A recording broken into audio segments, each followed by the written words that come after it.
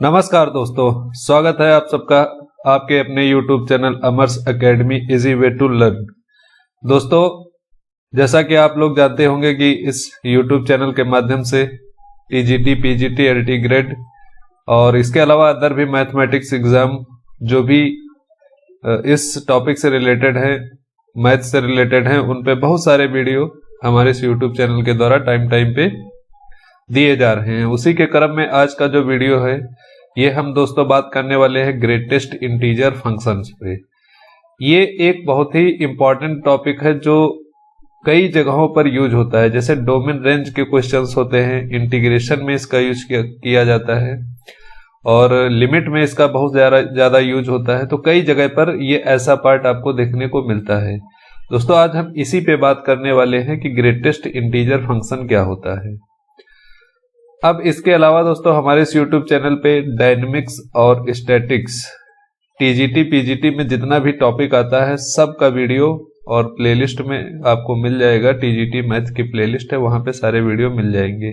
जिन दोस्तों ने वीडियो नहीं देखे वो आई बटन पे क्लिक करके प्लेलिस्ट पे जा करके वीडियो देख सकते हैं। बहुत ही इंपॉर्टेंट वीडियो है, क्लास एग्जाम ओरिएंटेड क्लासेस हैं केवल, और फालतू की इधर उधर की चीजें नहीं कराई गई हैं। बिल्कुल सटीक और बहुत ही बढ़िया एकदम दमदार तरीके से आपको हेल्प होने वाली है वहां से। तो दोस्तों, ग्रेटेस्ट इंटीजर फंक्शन की बात करते हैं, शुरू करते हैं अपना आज का ये अपना टॉपिक। बहुत ही आसान सा टॉपिक है, ध्यान से समझेंगे तो सारी चीजें आपको समझ में आएंगी। दोस्तों, वीडियो अच्छा लगता है तो इसको लाइक करें और अपने दोस्तों को शेयर करें। चैनल सब्सक्राइब नहीं किया तो सब्सक्राइब करना बिल्कुल ना भूलें। साथ में बेल आइकन दबा लें जिससे हमारे आने वाले और वीडियो आपको टाइम पे मिलते रहे। इसके अलावा दोस्तों सोशल मीडिया हैंडल्स जैसा आप लोग जानते होंगे, इसके बारे में बताने की जरूरत नहीं है।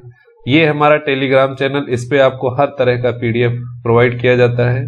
और इसके अलावा दोस्तों जो भी क्लास होती है उसका डिस्क्रिप्शन में आपको PDF डाउनलोड कर सकते हैं। जो भी क्लास कराई जाती है इसका सारी स्लाइड्स का PDF आपको प्रोवाइड करा दिया जाता है। आप टेलीग्राम चैनल पे जाके डाउनलोड कर सकते हैं। तो शुरू करते हैं दोस्तों अपना टॉपिक। जो हमारा टॉपिक है बहुत ही बेहतरीन टॉपिक है, greatest integer function. Greatest integer function दोस्तों, जैसे फंक्शंस क्या होता है हम जानते हैं कि fx, इसको लिखा जाता है स्क्वायर ब्रैकेट में x, स्क्वायर ब्रैकेट में x। इसको हम डब्बा ऑफ x भी कहते हैं। डब्बा, ये डब्बा टाइप का है तो डब्बा ऑफ x बोल देते हैं। तो स्क्वायर ब्रैकेट x जो होता है दोस्तों ग्रेटेस्ट इंटीजर फंक्शन कहलाता है। तो ये जो हमारे पास नोटेशन होगा, अच्छा ये क्वेश्चंस में हो सकता है कि ग्रेटेस्ट इंटीजर फंक्शन के रूप में दिया हो और हो सकता है कि ना दिया हो। तो अगर इस डब्बे का या स्क्वायर ब्रैकेट का use as a greatest integer function के रूप में दिया है तो क्वेश्चन में ये मेंशन जरूर कर दिया जाता है कि ये क्या है, आपका ग्रेटेस्ट इंटीजर फंक्शन है। तो ये डिनोट्स, ये ऐसी बात उसमें लिखी होती है, ग्रेटेस्ट इंटीजर फंक्शन। ठीक है दोस्तों, ये जो डब्बा बना हुआ है, ये डब्बा जो है ये किसको डिनोट कर रहा है, ग्रेटेस्ट इंटीजर फंक्शन को। ऐसा क्वेश्चन पे आपको लिखा हुआ मिलेगा, तभी आप कहेंगे कि यहाँ पे ग्रेटेस्ट इंटीजर फंक्शन का यूज किया गया है। तो इसको दोस्तों क्या कहते हैं, डब्बा ऑफ x को इंटीजर पार्ट ऑफ x। कोई भी हमारे पास रियल नंबर है तो उसका जो इंटीजर पार्ट होता है उसी को हम लोग दोस्तों कहते हैं डब्बा ऑफ x या square bracket of x। Integer part of x होता है, इंटीजर पार्ट ऑफ x। ये बात आप लोग ध्यान से देखिएगा। अब इसका यूज क्या है, मतलब क्या है ये चीज, इसको देखते हैं। जैसे हमारे पास लिखा है स्क्वायर ब्रैकेट 2, तो इसकी वैल्यू दोस्तों क्या होती है 2। अगर हमारे पास लिखा हुआ है दोस्तों स्क्वायर ब्रैकेट 3, तो इसकी वैल्यू जो आएगी वो क्या आएगी 3। अगर दोस्तों हमारे पास लिखा है स्क्वायर ब्रैकेट -4, तो इसकी वैल्यू आएगी -4। दोस्तों अगर हमारे पास लिखा हुआ है स्क्वायर ब्रैकेट 2.3, तो इसकी वैल्यू दोस्तों आएगी 2। अगर हमारे पास लिखा होता है कि -2.3, तो इसकी वैल्यू दोस्तों आ जाएगी -3। तो इस तरह से कई सारी चीजें होती है। अगर हमारे पास लिखा है स्क्वायर ब्रैकेट -5 तो इसकी वैल्यू क्या होगी -5। अगर दोस्तों लिखा हुआ होता है स्क्वायर ब्रैकेट 0 तो इसकी वैल्यू क्या होगी 0। इसी तरह से कई सारे पार्ट, जैसे हमारे पास लिखा होता है -0.8 तो इसकी वैल्यू दोस्तों क्या हो जाएगी -1, -1 हो जाएगी। अगर हमारे पास लिखा हुआ है दोस्तों 0.8 तो इसकी वैल्यू क्या हो जाएगी, ये 0 हो जाएगी। तो आप देख पा रहे होंगे कि यहाँ पर कि स्क्वायर ब्रैकेट के अंदर जो भी नंबर रखा जाता है, कोई भी नंबर रख दे, इनपुट कोई भी दे दे, पॉइंट में हो, फ्रैक्शंस में हो, integer, positive integer, negative integer, लेकिन जो हमारे पास आंसर आता है, इसका आउटपुट जो मिलता है दोस्तों, ये इंटीजर पार्ट ही मिलता है। इंटीजर इंटीजर इंटीजर सब इंटीजर्स ही हैं। तो इसलिए कह सकते हैं कि हम जो, इसीलिए इस स्क्वायर ब्रैकेट ऑफ एक्स को क्या बोला जाता है, इंटीजर पार्ट ऑफ एक्स, कि जो भी हमारे पास रियल नंबर है, जो भी वैल्यू दी है, वो उसका क्या है, रियल पार्ट को डिनोट करता है ये ब्रैकेट, स्क्वायर ब्रैकेट एक्स। अब ये बात आप समझ गए होंगे। अब इसके डोमेन और रेंज की बात कर लेते हैं। इसका फंक्शन है डोमेन ऑफ दिस फंक्शन क्या होगा दोस्तों, ये आप थोड़ा ऑब्जर्व करिए कि जो वैल्यूज हमने इनपुट की है, एक्स की वैल्यू जो भी डाली हुई है, यही डोमेन होता है, एक्स की वैल्यू डोमेन होती है, और जो हमारे पास आउटपुट होता है ये रेंज होता है। तो एक्स की वैल्यू हमने पॉजिटिव इंटीजर डाला, ठीक है, ये भी पॉजिटिव इंटीजर डाला, निगेटिव इंटीजर डाला, पॉजिटिव फ्रैक्शन डाला, निगेटिव फ्रैक्शंस डाला, माइनस मतलब निगेटिव इंटीजर डाला, 0 भी डाला, और -0.8 मतलब जितनी भी वैल्यू हो सकती थी वो सब वैल्यू इनपुट हम कर रहे हैं। तो कह सकते हैं कि सभी वैल्यू -इनफाइनाइट से +इनफाइनाइट तक जितना भी नंबर है, रियल नंबर है, इस सब को इसमें हम लोग इनपुट दे सकते हैं। तो टोटल रियल नंबर, तो इसका जो डोमेन होगा दोस्तों क्या हो जाएगा, रियल नंबर। इसके बाद अगर रेंज की बात करते हैं, रेंज ऑफ दिस फंक्शन, तो रेंज क्या होता है दोस्तों, देखो अगर आउटपुट की बात करेंगे तो पॉजिटिव नंबर आ सकता है, नेगेटिव नंबर आया है, 0 भी आया है, माइनस, पॉजिटिव, नेगेटिव, 0 सब कुछ आ रहा है, लेकिन सब इंटीजर पार्ट, इंटीजर ही आ रहे हैं। तो कह सकते हैं इसकी रेंज जो होगी दोस्तों वो क्या होगी, सब ऑल इंटीजर्स होंगे। इंटीजर, इंटीजर को डिनोट करते हैं जेड से, तो इसकी रेंज दोस्तों क्या हो जाएगी जेड, और डोमेन क्या हो जाएगा रियल नंबर। कि रियल नंबर कोई भी हम लोग इसमें इनपुट कर सकते हैं और आउटपुट में क्या मिलेगा, हमें इंटीजर मिलेगा। आगे बढ़ते हैं, देखते हैं क्या होता है। ये हमारा ग्रेटेस्ट इंटीजर फंक्शन है, इसको समझिए, अभी आगे और आपको कॉन्सेप्ट क्लियर होगा। इसको किस तरह डिफाइन किया गया है, fx इक्वल टू डब्बा ऑफ x, मतलब स्क्वायर ब्रैकेट ऑफ x लिखा है, तो स्क्वायर ब्रैकेट x क्या है, is a greatest integer less और equal to x। Greatest integer होता है लेस देन और इक्वल टू x। अब देखते हैं, जैसे हमारे पास कोई वैल्यू दे रखी है 3.4, अब इससे छोटी जितनी वैल्यू है ये लिखिए 3.4 से, तो 3.4 से छोटी वैल्यू क्या होंगी, 3 होंगी। 3.4 की बात हो रही है, नंबर लाइन पे आप जाएंगे तो वहां दिखेगा कि आपको 3.4 से छोटी वैल्यू कौन कौन सी है, 3, 2, 1, 0, -1, मतलब ये x से जितनी छोटी वैल्यूज हैं, ये हमारा x है जो अंदर लिखा हुआ है दोस्तों, ये x है। तो इस x से जितना भी छोटी वैल्यू है, मतलब 3.4 से जितनी छोटी वैल्यू है, इन सब में जो सबसे बड़ी वैल्यू है ये हमारे पास होता है greatest integer part of x। इसी तरह अगर हम देखते हैं -4.7, तो इनसे छोटी कितनी वैल्यू है, तो आप कहेंगे -5 है, -6 है, -7 है, -8 है, इसी तरह से इनफाइनाइट वैल्यूज होंगी। लेकिन इनमें जो सबसे ग्रेटेस्ट वैल्यू क्या है, ये -5 है। इसीलिए दोस्तों -4.7 का जो ग्रेटेस्ट इंटीजर पार्ट था वो -5 लिया गया था, ना कि -3, -4, क्योंकि बहुत बच्चे गलती करते हैं कि इसका आंसर लगा के आ जाते हैं -4, क्योंकि ऊपर पॉइंट के पहले जो इंटीजर पार्ट लिखा है वो आंसर होता है, तो माइनस में भी ऐसा होगा, लेकिन ये बात सरासर गलत है। इस वाले यहां से देखिए, ये जो मेथड बताया है, जैसे हमारे पास मान लो एक नंबर है -2.1, अब इससे छोटा वैल्यू जितना होगा, छोटा कौन कौन सा होगा, -2 होगा, इससे छोटा वैल्यू क्या होगा, -3, -4, -5, माइनस में जा रहा है तो सब छोटा होता जा रहा है, -6 सब छोटा होता जा रहा है। अब छोटे वैल्यूज में जो सबसे बड़ा है वो इसका greatest integer part of x होता है, -3 इसका होता है। तो यही बात हमने यहाँ पे लिखी है कि is a greatest integer less than और इक्वल टू x, मतलब x से छोटा या उसके बराबर जितने भी, मतलब x से छोटा या बराबर में जो सबसे बड़ा होगा, ग्रेटेस्ट इंटीजर होता है, वही इसका आंसर होता है। जैसे हमारे पास 8 लिखा हुआ है, तो 8 से छोटी वैल्यू 8, 7, 6, 5, बहुत सारी छोटी वैल्यू है। अब इनमें जो सबसे बड़ा है वो क्या है, 8 है। तो डब्बा ऑफ x या ब्रैकेट ऑफ x जो है ग्रेटेस्ट इंटीजर फंक्शन, वो उसकी वैल्यू क्या हो जाएगी दोस्तों, 8 हो जाएगी। तो ये बात अब यहां से समझ गए होंगे। आगे बढ़ते हैं, देखते हैं क्या कॉन्सेप्ट आता है ग्रेटेस्ट इंटीजर।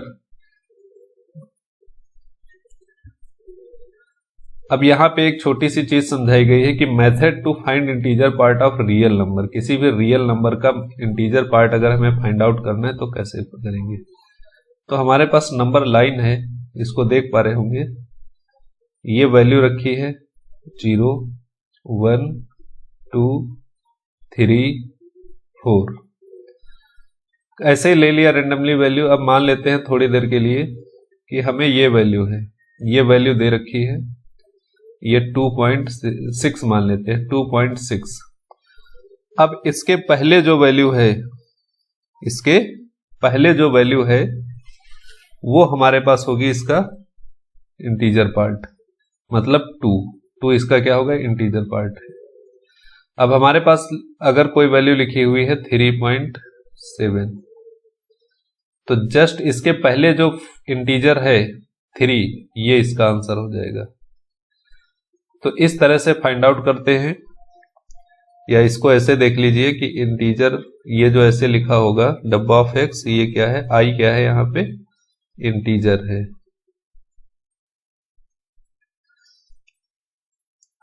तो अगर पहले से ही इंटीजर लिखा हुआ है तो इसका आंसर इंटीजर ही आता है। अगर मान लो दोस्तों जैसे हमारे पास 2 लिखा हुआ है तो ये 2 आता है, ये बात पहले भी बताए हैं। -3 लिखा हुआ है तो -3 आएगा। अगर 0 लिखा हुआ है तो 0 आएगा। इसके अलावा ये जो पॉइंट वाली बात की है, जैसे 2.6 लिखा हुआ है तो क्या आएगा, 2 आएगा। 2.3 लिखा हुआ है दोस्तों तो क्या आएगा, -3 आएगा। अच्छा, आप थोड़ा पॉइंट का कॉन्सेप्ट क्लियर कर लीजिए। मान लीजिए हमारे पास लिखा है -2.3, तो इसको कैसे कैसे हम लोग लिख सकते हैं, -2 या फिर इसका होगा -3। क्या होगा इसका, थोड़ा आइडिया लगाइए। तो यहां पे अभी जैसे पीछे बताया है कि इससे जितने छोटे हैं, -2.3 से जितना छोटे नंबर हैं, अब -2.3 के बाद इंटीजर छोटा कौन सा आएगा, ये मान लो -1 है, -2 है, -3 है, और -2.3 समथिंग यहां पे होगा। तो इससे छोटा कौन होगा, तो छोटा आने के लिए पीछे जाना पड़ेगा ना, तो छोटा क्या मिलेगा, -3। तो 2.3 को क्या लिख सकते हैं, -3 + 0.7। ये इसका लिखने का तरीका होता है। अभी फ्रैक्शन पार्ट ऑफ x बताएंगे तो वहां पे ये चीज आपको ज्यादा ध्यान देना पड़ेगा, क्योंकि फ्रैक्शन पार्ट ऑफ x का भी एक इंपॉर्टेंट रोल होता है। तो वो कॉन्सेप्ट भी इसी वीडियो में भी क्लियर कर दिया जाएगा। इसको ऐसे लिख सकते हैं, इस इंटीजर को लिखने का तरीका भी होता है। जैसे पॉजिटिव नंबर है हमारे पास 2.6, तो इसको हम लिख सकते हैं 2 + 0.6। लिखा है 4.9, तो इसको हम दोस्तों लिखते हैं 4 + 0.9। अब लिखा है -3.3, तो इसको हम कैसे लिखते हैं कि -4 + 0.7 कि -4 में जब ऐड करेंगे आप 0.7 तो आएगा -3.3। तो इस तरह से लिखने का तरीका होता है। अभी आगे फ्रैक्शन पार्ट ऑफ एक्स भी बताया जाएगा, वहां पे भी आप ये चीज ध्यान रखेंगे। चलिए आगे बढ़ते हैं, थोड़ा और देखते हैं इसके बारे में। फ्रैक्शन पार्ट ऑफ एक्स, यहाँ पे देखिए ग्राफिकल रिप्रेजेंटेशन। ग्राफिकल रिप्रेजेंटेशन क्या होता है, ग्राफ पे कैसे डिनोट करते हैं। जैसे कुछ वैल्यूज लिखते हैं हम, थोड़ा देखिएगा ध्यान से। मान लो हमने लिखा 0.1, तो इसका आंसर क्या कहेंगे आप, 0, क्योंकि 0.1 से इंटीजर 0 है। 0.2, तो इसका आंसर क्या बताएंगे, 0। 0.3, इसका आंसर क्या बताएंगे, 0।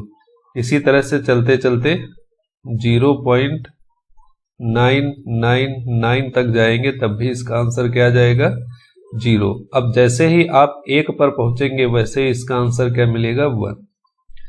अब 1 के आगे बढ़ेंगे 1.1, तो इसका आंसर 1। 1.2, तब भी इसका आंसर 1। 1.3, तब भी इसका आंसर 1। ध्यान से सुनिएगा, आगे 1.9999 भी अगर जाएंगे तब भी इसका आंसर क्या मिलेगा, 1 मिलेगा। और जैसे ही आप 2 पे पहुंचेंगे तो तुरंत आपको मिल जाएगा 2। तो कह सकते हैं कि ये दो इंटीजर के बीच में ग्रेटेस्ट इंटीजर फंक्शन की कोई भी वैल्यू नहीं एग्जिस्ट करती है दो इंटीजर के बीच में। अब अगर इसको ग्राफ पे हम बनाएंगे, मान लो ये हमारे पास 0 था, 0,0, और इस पे हम 0.1 आगे आते हैं तो वैल्यू 0, 0.2 आगे आते हैं तब भी वैल्यू 0, 0.3 आगे आते हैं जब भी 0, तो वैल्यू 0 0 0 कब तक मिलेगी, जब तक हम कहां पे नहीं आ जाएंगे, 1 पे। और जैसे ही 1 पे आएंगे तो वैल्यू हमको कुछ और मिल जाएगी। 1 के जस्ट पहले तक हमें 0 मिलेगा, और जैसे ही 1 पे आएंगे तो हमें नई वैल्यू आ जाएगी +1, मतलब y एक्सिस पे 1। अभी तक y एक्सिस पे 0 रहा था जब तक हम 1 के पीछे थे। 1 के पीछे 1.99, यहां से देखिए 0.99, 1 के पीछे जब तक रहे हैं तब तक y की वैल्यू क्या मिली है, 0 0 0 0 0। लेकिन जैसे ही 1 पे पहुंचे तुरंत वैल्यू क्या मिल गई, 1 मिल गई। फिर आगे जैसे ही बढ़ेंगे 1.2, 1.3, फिर से वैल्यू अब 1 ही रहेगी, 1 ही रहेगी, 1.2, 1.3, तो 2 तक, 2 के पहले तक वैल्यू क्या मिलेगी, 1 ही मिलेगी, 1। इसीलिए देखो कांस्टेंट, y एक्सिस पे ग्राफ क्या है, कांस्टेंट है।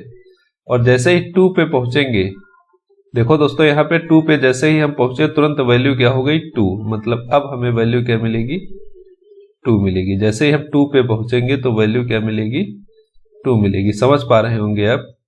अब 2 के आगे जैसे ही पॉइंट में बढ़ेंगे तो फिर हमें वैल्यू 2 2 2 2 ही मिलती जाएगी। और जैसे ही 3 पे आएंगे तो एकदम से हमको वैल्यू क्या मिल जाएगी, 3। जैसे ही हम 3 पे पहुंचेंगे वैल्यू क्या मिलेगी, 3 मिलेगी। अब 3 के आगे पॉइंट में जैसे ही हम करेंगे तो वैल्यू 3 ही रहेगी, 3 रहेगी, 3 रहेगी। और जैसे ही हम 4 पे पहुंचेंगे एक्स एक्सिस पे तो वैसे ही y पर भी वैल्यू क्या मिल जाएगी, 4 मिल जाएगी। तो इस तरफ से ये क्रम चलता रहता है। इसी तरह अगर निगेटिव में जाएंगे तो सेम होगा, निगेटिव में भी सेम प्रोसेस होता है कि 0 पे वैल्यू 0 मिलेगी, माइनस जैसे इधर से हम जाते हैं, देखिए इसको जैसे लिखा है -0.1, तो वैल्यू क्या मिलेगी, -1। ये वैल्यू क्या है, -1। ये जो ग्राफ बना है ये -1 का, क्योंकि यहाँ -1 है, -2 है, -3 है। -1 अगर इसका इंटीजर पार्ट हम निकालेंगे तो -1 मिलेगा। -0.2 अगर जैसे ही करेंगे तब भी -1 मिलेगा। तो -1 ही मिलेगा जब तक हम कहां पहुंचेंगे, 1 पर। 1 पे पहुंचेंगे तो तुरंत वैल्यू हमें क्या मिल जाएगी, -1 पे -1। अब आगे इंक्रीज करेंगे तो फिर से वही क्रम शुरू हो जाएगा। तो ये सीढ़ी तरह की बनती रहेगी। इसी तरह से आप जैसे जैसे आगे इंक्रीज करते रहेंगे तो सीढ़ी तरह की बनती रहेगी। इसीलिए स्टेप फंक्शन भी बोला जाता है इसको। जो हमारे पास डब्बा ऑफ एक्स है इसको क्या बोलते हैं? Step function. एक नाम और मिल गया इसका, क्या बोलेंगे? Step function. डब्बा ऑफ एक्स को या स्क्वायर ब्रैकेट ऑफ एक्स को क्या बोलते हैं? Step function. बात समझ गए अब? या step wise function step function बोला जाता है। तो इस टाइप से इसका ग्राफ आता है। तो ग्राफ ध्यान में रख के इसको आगे करिएगा, क्योंकि बहुत ही इंपॉर्टेंट चीज है ग्राफ। कई जगह पे इंटीग्रेशन में और लिमिट वगैरह में कई जगह पर इसका यूज होता है। बहुत ही अच्छी चीज है, इसको थोड़ा ध्यान से रखिएगा। नेक्स्ट पार्ट पे आते हैं दोस्तों। प्रॉपर्टीज कुछ होती है इसकी, हम लोग कुछ प्रॉपर्टीज देखेंगे। जैसे हमारे पास कोई एक एक्स है, उस पर कई सारे स्क्वायर ब्रैकेट अगर लगा दिए जाते हैं तो इसका आंसर डब्बा ऑफ एक्स ही होता है। इसका आंसर क्या होगा? डब्बा ऑफ एक्स ही होगा। कई सारे ब्रैकेट लगा। दूसरी प्रॉपर्टी क्या होती है दोस्तों? अगर इस फंक्शन में, इस एक्स में कोई इंटीजर पार्ट ऐड करते हैं तो इसकी वैल्यू क्या हो जाएगी? डब्बा of x plus integer. Integer part अलग आ जाएगा। एग्जाम्पल देखिए इसका। जैसे हमने 2.3 प्लस 4 ऐड किया इसमें, तो इसको डायरेक्ट हम ऐसे लिख सकते हैं कि 2.3 प्लस 4, मतलब इंटीजर पार्ट डायरेक्टली इस डब्बे के बाहर आ जाएगा। नेक्स्ट प्रॉपर्टी क्या होती है कि अगर हमारे पास लिखा हुआ है डब्बा ऑफ एक्स प्लस डब्बा ऑफ माइनस एक्स, तो इसकी दो वैल्यूज मिलती हैं। एक वैल्यू -1 मिलती है और एक बार वैल्यू क्या मिलती है? 0। -1 कब मिलेगा? जब x does not belong to integer. अगर x कोई इंटीजर नहीं है, पॉइंट में है, तो हमें क्या वैल्यू इसकी मिलेगी? ऑलरेडी हमेशा -1 मिलेगी। अगर x z को बिलोंग कर रहा है तो वैल्यू क्या मिलेगी? 0 मिलेगी। क्या मिलेगी? 0। इसको चेक भी कर सकते हैं। जैसे मान लेते हैं x बराबर 2.3 है हमारे पास, तो डब्बा ऑफ 2.3 प्लस डब्बा ऑफ -2.3, तो इसका जो सॉल्यूशन होगा, पहले का पार्ट 2.3 का जो इंटीजर पार्ट क्या है? 2 प्लस, और इसका इंटीजर पार्ट क्या है सेकंड का? -3, तो 2 -3 क्या मिला? -1 मिला। इसी तरह से कितना भी कोई भी नंबर आप यहाँ पे इनपुट करेंगे तो आंसर उसका -1 आएगा। और जैसे ही x इंटीजर हो जाएगा तो तुरंत ये पार्ट 0 हो जाएगा। क्या हो जाएगा? 0 हो जाएगा। ध्यान रखिएगा इसको, ये पार्ट क्या हो जाएगा? 0। नेक्स्ट पे अब देखते हैं कुछ क्वेश्चंस। और क्वेश्चंस पढ़ने से पहले एक चीज और हम समझ लेते हैं, फ्रैक्शन पार्ट ऑफ एक्स क्या होता है? फ्रैक्शन पार्ट ऑफ एक्स,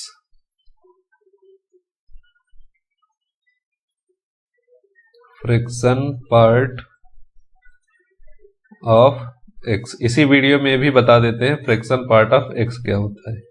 इसको डिनोट किया जाता है इस कर्ली ब्रैकेट से। ये कौन सा ब्रैकेट है? मंझला ब्रैकेट। इस ब्रैकेट से डिनोट किया जाता है। इसको क्या कहा जाता है? Fraction part of x. X मतलब कोई भी रियल नंबर का जो फ्रैक्शन पार्ट होता है, रियल नंबर का फ्रैक्शन पार्ट, फ्रैक्शन पार्ट। जैसे हमारे पास कोई रियल नंबर दिया है 3.2, इसको दोस्तों हम लिख सकते हैं 3 प्लस 0.2। तो ये जो रियल नंबर है, रियल नंबर ये दो पार्ट से मिलकर बना है। 3.2 जो नंबर है ये दो पार्ट से मिलकर बना है। देखो 3 क्या है? जो इसका इंटीजर पार्ट है। क्या है? Integer, integer part. और ये जो 0.2 है ये ही है फ्रैक्शन पार्ट। ये क्या है दोस्तों? Fraction part. इसको ध्यान से देखिएगा थोड़ा। अब किसी भी रियल नंबर को हम ऐसे लिख सकते, इंटीजर पार्ट ऑफ एक्स को कैसे डिनोट किया जाता है?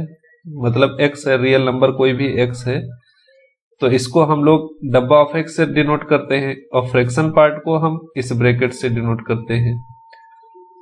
तो ये हमारे पास कहानी बन के आती है कि कोई भी रियल नंबर इस टाइप से डिनोट किया जाता है, integer part plus fraction part, integer part plus fraction part.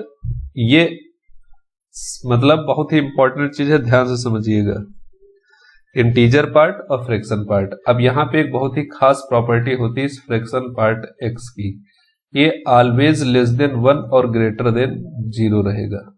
जो फ्रैक्शन पार्ट क्या होता है, ग्रेटर देन और इक्वल टू एक्स इज, जो फ्रैक्शन पार्ट होगा लेस देन और equal to 1 and greater than और इक्वल टू 0 हमेशा फ्रैक्शन पार्ट। अब फ्रैक्शन समझते हैं, इतना तो सबको पता होगा, ज्यादा बताने की जरूरत भी नहीं है। तो फ्रैक्शन ऑफ पार्ट, जहां पर भी पॉइंट के बाद नंबर मिला है वो सब फ्रैक्शन है, वो फ्रैक्शन पार्ट है। लेकिन माइनस वाला थोड़ा ध्यान से देख लीजिए फिर से, कि माइनस में अगर वैल्यू होगी तो उसका फ्रैक्शन पार्ट ऑफ कैसे निकालेंगे। जैसे हमारे पास दिया है -3.4, तो अभी ध्यान से इसको पढ़ा गया है कि इसको हम लिख सकते हैं -4 प्लस 0.6। जब -4 में हम 0.6 ऐड कर देंगे तब हमारे पास मिलेगा माइनस का 3.4। तो इसको -3 प्लस 0.4 ये मत करिएगा, ये गलती मत करिएगा, ये गलत है। इसको इस टाइप से ब्रेक करिएगा, जो आसानी से आपको फ्रैक्शन पार्ट मिल जाएगा। बस माइनस वाले में ही थोड़ा दिक्कत होती है, बाकी कहीं पर भी कोई कॉम्प्लिकेशन नहीं है, सिंपल सा है, आप समझ सकते हैं। ध्यान से सुनिएगा। आप क्वेश्चन नंबर फर्स्ट की बात करते हैं हम, तो छोटा सा क्वेश्चन उठा लेते हैं। जैसे क्वेश्चन दिया हुआ हमारे पास, सॉल्व फॉर x, और ये क्वेश्चन क्या है, 10 sin x प्लस e की पावर x, ये सब इंटीजर पार्ट ऑफ x लिखा हुआ है, माइनस log e और माइनस या बराबर 3.2 या प्लस 3.2 इक्वल टू 0। इसमें x के लिए सॉल्व करना है कि x की वैल्यू क्या हो सकती है, x की वैल्यू क्या हो सकती है। सिंपल है, यहां पे भी 10 दिया हुआ है, ठीक है दोस्तों। और इसको ऐसे कर लेते हैं, थोड़ा सा सही कर लेते हैं, बराबर, यहां पे बराबर दिया हुआ है, एक सेकेंड,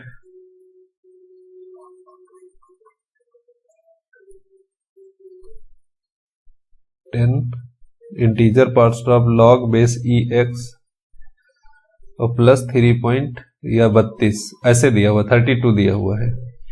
अब इसको x के लिए सॉल्व करना है, तो क्या करेंगे, सबसे पहले ये पार्ट जो है लेफ्ट साइड में लाएंगे, तो 10 sin x इंटीजर पार्ट में लिखा हुआ है, डब्बा ऑफ sin x प्लस 10 डब्बा ऑफ e की पावर x माइनस 10 डब्बा of log base e x और इक्वल टू क्या बचेगा, 32। अब इसको 10 से डिवाइड कर देते हैं पूरे इक्वेशन को, डिवाइडेड बाई 10, क्योंकि ये 10 है, 10 खत्म करना है इसको, तो 10 सब कैंसिल आउट हो जाएगा और यहां पे 3.2 बचेगा। तो डब्बा ऑफ साइन एक्स प्लस डब्बा ऑफ ई की पावर एक्स माइनस डब्बा of log base e x equal to 3.2। अब इसको आप सॉल्व करिए, यहां से आप आंसर बता दीजिए, आंसर क्या होगा, x क्या होगा, x क्या हो सकता है, x के बारे में बताना है, x कैसा होगा, मतलब इसका सॉल्यूशन होगा भी या नहीं होगा, या होगा तो x की वैल्यू क्या होगी, ये बात।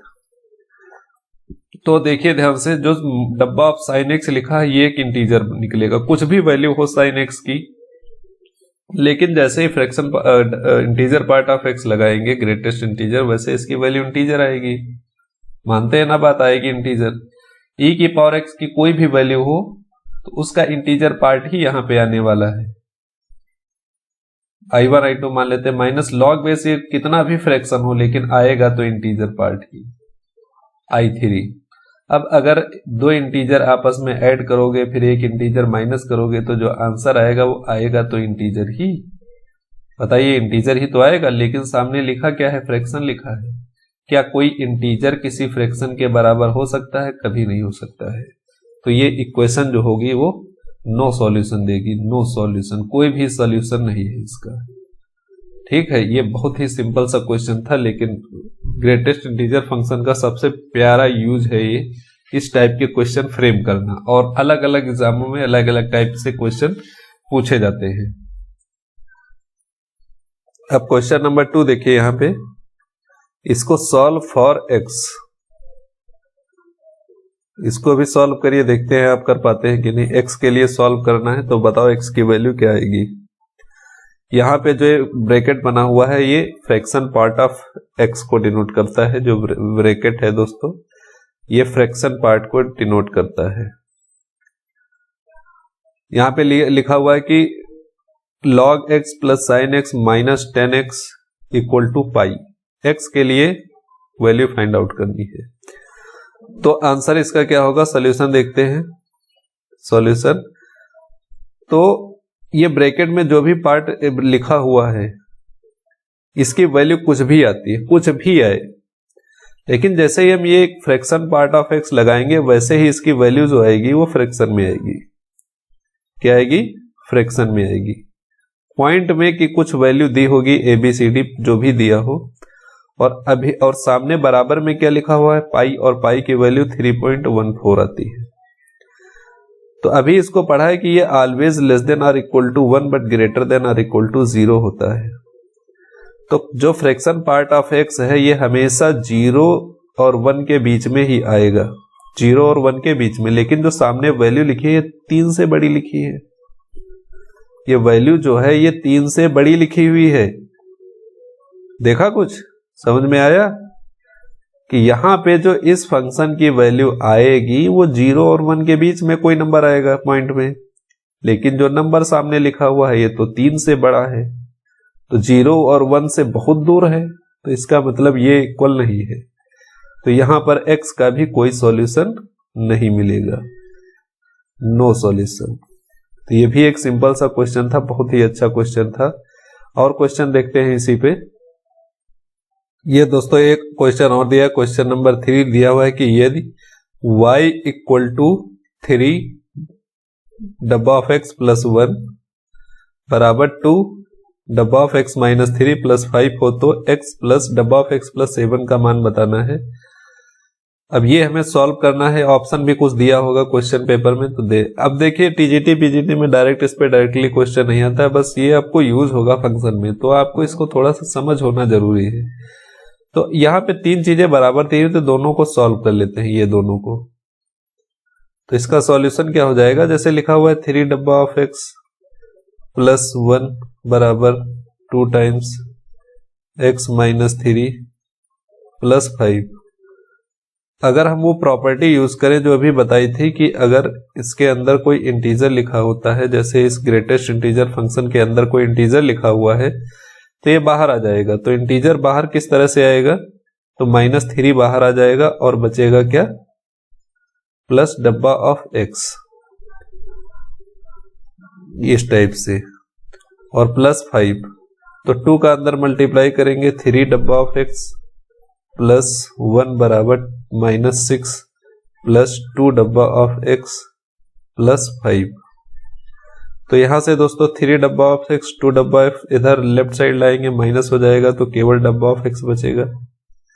ये 1 उधर ले जाएंगे तो -6 माइनस 1 प्लस का 5, तो डब्बा ऑफ x इक्वल टू क्या मिल जाएगा दोस्तों, माइनस का 2 आएगा, टोटली माइनस का 2 आएगा।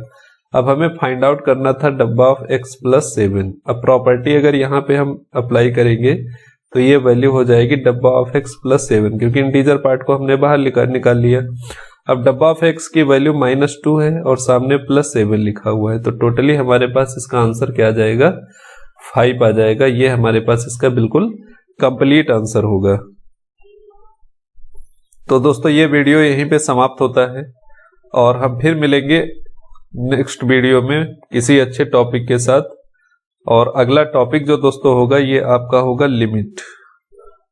TGT PGT में जितना भी लिमिट का क्वेश्चन आया हुआ है प्रीवियस ईयर, पहले तो हम लोग दोस्तों थ्योरी वाइज सारे टॉपिक मतलब पूरी थ्योरी डिस्कस करेंगे कि लिमिट क्या होता है, कैसे निकाला जाता है, जितने पार्ट होते हैं वो सब निकालेंगे, और उसके बाद जितना भी आपका क्वेश्चन आया हुआ है सारा का सारा क्वेश्चन प्रैक्टिस करेंगे। बहुत ही मजा आने वाला है। बस आप लोग लगातार सपोर्ट बनाए रखिए, वीडियो को ज्यादा से ज्यादा शेयर करिए, लाइक करिए, सब्सक्राइब करिए, और जितना ज्यादा आपका सपोर्ट मिलता रहेगा उतना ही अच्छा आप लोगों को कंटेंट मिलता रहेगा। तो सभी को वीडियो देखने के लिए बहुत बहुत धन्यवाद, और मिलते हैं हम दोस्तों अगले वीडियो में। सभी को तब तक के लिए बाय बाय।